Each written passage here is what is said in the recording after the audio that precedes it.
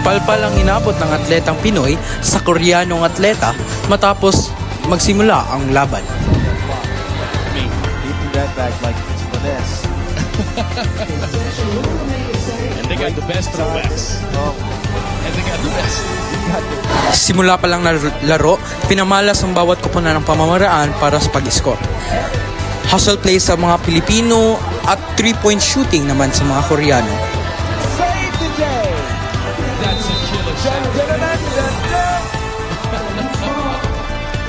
Sa pagpasok ng second half ng laro, palitan ng 3-point shooting ang dalawang koponan at hustle plays naman ng Pilipinas para magkaroon ng second chance points.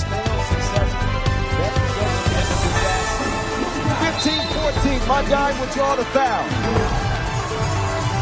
Makikita rito ang 3-point shooting, hustle plays, at ang galing ng bawat bansa. Who is going to prevail?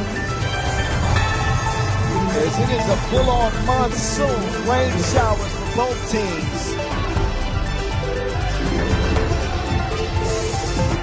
Kahit pa man sa height advantage ng Korea, hindi nagpatinag ang mga Pilipino at ipinakita ang puso sa laro. Sedarifa moving right, has it, taking it lead, faded, missing, quick clear. Too stagnant. Kim, Too stagnant. Too much dribbling for Team Filipinas right now. splat right back at you. Man, that's a huge bucket. It is a gunfight, and they are bringing out the big ones. Back to back to back twos. They are knocking down shots like happy hour. 14-13. In a 1-point game. Stolen. Mandai has it to the corner. That two is going up, and it is going down. Somebody holler Mayday. This game is off the hinges at the moment. 15-14. To be asking for that ball. 32 seconds left. No, I like Lee here.